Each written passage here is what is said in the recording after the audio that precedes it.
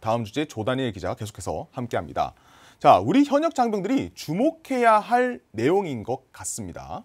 조 기자, 네. 비밀 수첩 어떤 내용이죠? 네, 오늘 제가 준비한 이야기, 네. 나와 부대를 코로나19로부터 지키기 위해서 우리 현역 장병들이 꼭 알아야 하는 이야기입니다. 네. 휴가 복귀자에 대한 PCR 검사와 예방적 격리 지침에 관한 이야기입니다. 사실 장병분들이 이 다음부터 나오는 내용들을 상당히 관심 있게 볼 수밖에 없을 것 같아요. 네. 자, 자세한 이야기 들어보기죠. 코너 속 코너입니다. 기자의 비밀수첩, 기자가 취재 중 만난 비하인드 이야기들을 모아서 한번 풀어보는 시간이 되겠습니다. 20번째 장이죠? 네, 그렇죠. 어느덧 벌써 이렇게 20번째까지 많이 달려가고 왔습니다. 있습니다. 네. 네, 비밀수첩 20번째 장입니다. 지난 7월 2일부로 국방부 보건정책과에서 코로나19 관련 휴가 복귀자 관리 지침이 하달됐죠. 각 군 그리고 부대별로 상이하고 애매했던 부분들을 종합해서 명확하게 지침이 나왔습니다.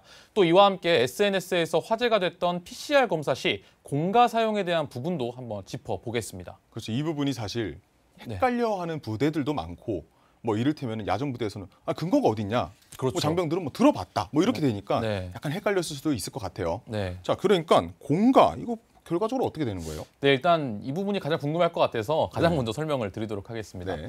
저희가 또 국방부에서 하달한 최근까지의 공문들을 좀 꼼꼼하게 살펴봤습니다. 코로나19 관련 휴가 처리 등 부대 관리 강조 지침으로 지난해 10월 하달된 지침인데 내용을 보면 가장 먼저 코로나19 확진으로 민간병원 격리, 입원이 불가피한 경우에는 청원 휴가로 처리하고 동거 중인 가족 중 확진자 또는 보건당국 격리자, PCR 검사 후 결과를 기다리는 대기자의 경우 공가 처리를 할 수 있습니다. 또 보건당국으로부터 격리 대상으로 통지를 받은 경우도 공가, 코로나19 관련 유증상으로 인해 병원 진료를 받거나 PCR 검사를 받는 경우도 공가, 코로나19 확진자와 동선이 겹쳐서 검사를 받을 때도 공가, 마지막으로 국내 감염 유입 차단을 위해서 예방적 격리가 필요할 경우 지휘관 판단 아래 공가나 청원 휴가 등 추가적인 조치도 받을 수 있습니다. 각 군에서도 이와 관련해서 공문을 또 하달을 했는데 각 군별 특성을 고려해서 세분화됐을 뿐 기본적인 내용은 모두 국방부 지침을 따르고 있었습니다. 그러니까 뭐 휴가 복귀를 할 때 사실 예방적 격리가 진행되는 거니까 네. 그때 당시 복귀 중에 PCR 검사를 받으면 그날이 공가가 되는 거네요. 그렇죠. 결국 해석을 한다면. 네, 그렇죠. 그렇군요. 자, 이게 뭐 헷갈리지 않았으면 좋겠습니다. 장병 여러분들 모두 다. 자, 일단은 휴가를 또 복귀하는 장병들, 이래 PCR 검사와 예방적 격리 전반적으로 사실 또 한번 살펴봐야 될 것 같아요. 어떻게 진행되죠? 네, 먼저 휴가 복귀자에 대한 일반 지침은 휴가 복귀 시 1차 검사를 하고 부대 내 예방적 격리 또는 관찰 1주 후 2차 검사를 실시하게 됩니다. 그리고 다시 격리 또는 관찰을 일주일간 진행해서 모두 14일간 예방적 격리 또는 관찰이 이루어져야 합니다. 그러니까 예방적 격리 관찰을 하는 인원을 대상으로 뭐 이를테면은 뭐 밖에서 PCR 검사를 받고 왔으니까 작업을 해라, 뭐 아니면 훈련에 참여해라, 이게 안 되죠. 안 되는 거죠. 네. 결론적으로는. 그렇죠. 자, 대부분의 장병들이 또 코로나19 예방주사도 사실 맞았잖아요. 30세 미만으로 네. 해서. 그리고 또 맞고 있는 상황인데 예방접종을 받은 장병들도 이거 똑같이 하나요?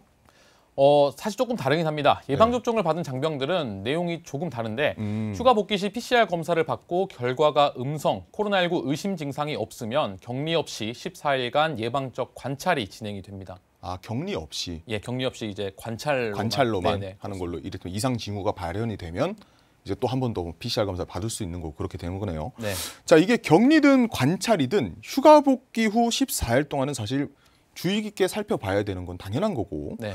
일반 장병과 접종 장병이 모두 다 어떻게 보면 해당이 되는 거네요. 네, 그렇죠. 똑같이 14일간 적용을 받게 됩니다. 네, 그렇습니다. 자, 이제 뭐 하나씩 또 파헤쳐 보려고 하는데 휴가 복귀자의 1차 PCR 검사 이거는 또 어떻게 받아야 됩니까? 검사 방법은 모두 세 가지가 있습니다. 여러분께서도 잘 듣고 이 방법대로만 하시면은 오늘 문제가 없을 것 같은데 첫 번째는 지역 보건소, 선별진료소와 임시 선별검사소에서 받는 방법입니다. 네. 부대 복귀 전 검사 시행을 권장하고 검사 결과가 나올 때까지 집에서 기다렸다가 결과 확인 후 부대로 복귀하는 방법입니다. 첫 번째 방법으로 지역 보건소에서 검사를 받으려 했는데 보건소 사정이나 지역별 검사소 운영 지침 등으로 무료 검사가 불가능한 경우에는 두 번째 방법을 통해서 검사를 받아야 합니다. 부대로 복귀 후 군에서 검사를 받는 건데 소속 의무부대에서 검체를 채취해서 군 또는 민간 검사기관으로 의뢰를 하는 방법이 있고 군병원을 방문해서 검사를 하는 방법도 있습니다. 이 두 번째 방법은 일단 차 선택이고 부대가 위치한 지역 검사소에서 무료 검사가 가능한 경우에는 지자체 검사소에서 검사를 또 받아야 합니다. 사실 뭐 지역이나 아니면은 뭐 부대 여건상 사실은 이 두 가지를 선택을 다 못하는 장병들도 생길 것 같거든요. 그렇죠. 그럼 나머지는 또 어떻게 됩니까? 네, 이런 이제 부대 장병들을 위해서 네. 첫 번째와 두 번째 모두 제한이 되는 경우에는 민간 기관에서 검사 후 부대로 복귀하면 그 금액만큼 환급을 해주는 방법도 있습니다. 하지만 정말 드문 경우여서 일부 부대만 가능하도록 지정이 되어 있습니다. 우리 부대가 이에 해당되는지 안 되는지 꼼꼼하게 확인을 한 후에 이렇게 이 검사 방법을 활용하는 방안도 좋을 것 같습니다. 사실 뭐 이게 말 그대로 장병 입장에서는 이제 휴가를 출발하기 전에 한 번 더 확인을 해야 되는 거고, 네, 그렇죠. 간부들은 출발하기 전에 이 지침을 정확하게 내려줘야 되는 부분이네요. 그렇죠? 네.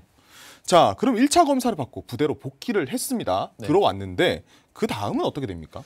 1차 검사를 받고 부대로 복귀를 하면 예방적 격리 또는 관찰이 진행이 됩니다.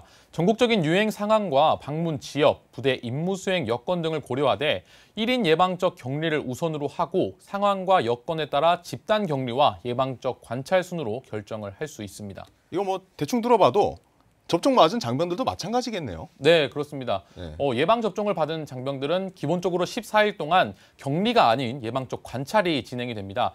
1차 검사가 음성이 나오고 코로나19 의심 증상이 없어도 14일 동안은 꼭 예방적 관찰은 지침상 해야 합니다. 역학적 위험성이 확인되는 경우가 있을 수도 있습니다. 이럴 경우에는 예방적 격리까지도 지휘관 판단 아래 할 수도 있습니다. 자, 14일간의 예방적 격리와 관찰 그리고 세부적인 지침에 대해서 또 궁금할 것 같아요. 네, 예방적 격리부터 제가 설명을 드리겠습니다. 일단 개념을 먼저 말씀을 드리면 격리 대상이 아닌 자와는 접촉을 하지 않아야 한다. 이게 일단 기본적인 개념입니다. 1인 격리 중에는 생활관, 식사, 화장실 등을 단독으로 이용하고 타인을 접촉할 수 없습니다. 네. 건재 단위 휴가를 시행한 경우에는 코호트 격리, 집단 격리가 시행이 되는데 격리자들만의 생활 공간 내에서 생활을 해야 합니다. 대부분의 부대들의 경우 휴가 복귀자 생활관이 따로 구성이 돼서 집단 격리가 이루어지는데 이 생활관 내에서도 개인 간의 접촉을 최소화해야 하고 생활관 내에서 공간 분리 방법을 강구해서 각자의 개인 공간을 보장해야 합니다. 또 이 경우에는 부대별로 정말 다양한 상황이 있을 수가 있어서 그렇죠. 또 부대 여건에 따라서 세부 방법을 정해서 최대한 지침을 잘 지킬 수 있도록 해야겠습니다. 자, 예방적 관찰이라고 하는 부분 이어서 또 추가 설명해 주시죠. 네, 예방적 관찰의 기본 개념은 격리하지 않되 타인과의 접촉을 최소화하는 방법을 강구하는 겁니다. 네. 14일간 1일 2회 이상 증상 모니터링을 철저하게 해야 하고 공용시설 이용 동선과 시간을 구분해야 합니다. 또 근무를 하기는 하는데 독립된 근무 공간을 제공하기는 게 또 말처럼 쉬운 게 아니잖아요. 그렇죠.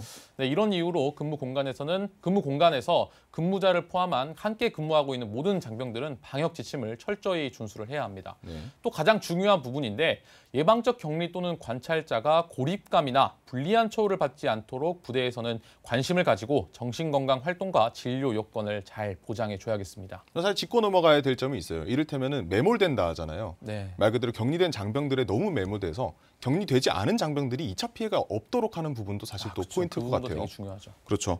자, 격리 또는 관찰을 하면서 이제 2차 검사해야 되잖아요. 네, 2차 검사 해야죠. 네. 지자체 검사 지원이 가능한 지역에 위치한 부대는 지역 보건소 선별진료소나 임시선별검사소에서 2차 PCR 검사를 받을 수 있습니다. 1차 검사와 마찬가지로 이런 여건이 어려운 일부 부대는 민간위탁 진료비 지원도 가능합니다. 네. 예방적 격리가 진행 중인 복귀자는 1주 격리 후 2차 검사를 하고 음성이면 관찰로 전환을 할 수 있습니다. 또 예방적 관찰자 역시 1주 경과 후 2차 검사가 가능합니다. 하지만 각 군별 부대별 여건이 다른 점을 고려해서 국방부에서는 부대 여건에 따라 시행하도록 규정하고 있습니다. 자, 이게 상당히 복잡해요, 사실 어떻게 보면. 그렇죠? 복잡하죠. 복잡하고 이 관심이라든가 네. 어떤 부분에 대한 상당히 주의 이런 것들이 집중될 것 같은데 네. 이런 내용들 사실 뭐 대부분이 알고 있는 내용임에도 불구하고 부대에서는 잘 실천하는 게 어떻게 보면 좀 어렵죠. 네, 그렇죠. 제가 앞서도 말씀드렸듯이 네. 좀 이런 말을 제가 여기서 드리는 것도 죄송한데 네.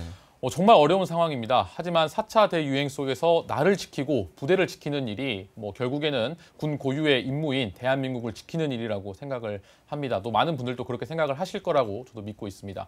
야전부대 간부님들이나 장병들 모두 힘들겠지만 잘 지켜서 이 상황을 모두 잘 극복했으면 좋겠습니다. 자, 그렇습니다. 뭐 잘 들어봤고, 자, 오늘 마지막 내자는 어떤 걸로 준비해봤습니까? 네, 오늘 제가 준비한 내자 형설지공입니다. 형설지공. 네, 그렇죠. 오랜만 한자어가 이렇게 또 네, 나왔네요. 사자성어로 오늘 또 네. 준비를 해봤는데 네.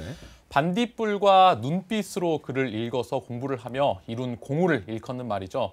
어려운 상황 속에서도 끝까지 노력하면 고생 끝에 행복이 온다는 뜻입니다. 지금 우리 야전 부대의 상황이 딱 이렇지 않나 제 생각이 드는데 어려운 상황이지만 조만간 행복이 오길 바라면서 제가 오늘 형설지공으로 내자 정했습니다. 네, 최근 했던 내자로 말해요 중에서 가장 가슴 따뜻한 말이 아니었나 생각이 됩니다.